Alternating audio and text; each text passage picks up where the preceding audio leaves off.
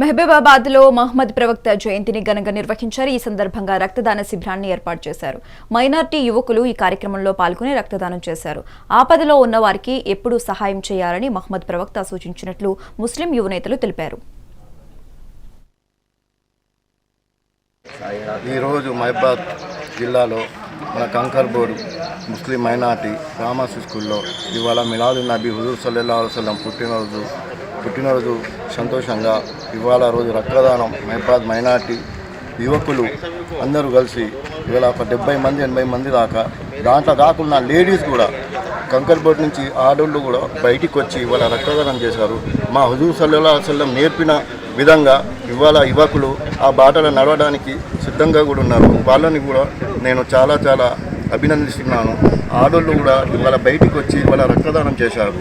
అందుకనే ఈరోజు మా కంకర్బోర్డ్ మహబూబాబాద్ ముస్లిమ్స్ యువకులు అందరితో నేను ఒకటే, అందరం కలిసి మన ఇవాళ మహబూబాబాద్ ముస్లిమ్స్ అందరు కలిసి ఒక యూనిట్గా ఉండి అందరినీ హిందూ ముస్లిం భాయ్ అని అందరూ కలిసిమెలిసి, హిందువులు కూడా కొంతమంది యువకులు వచ్చి కూడా ఇక్కడ రక్తదానం చేశారు.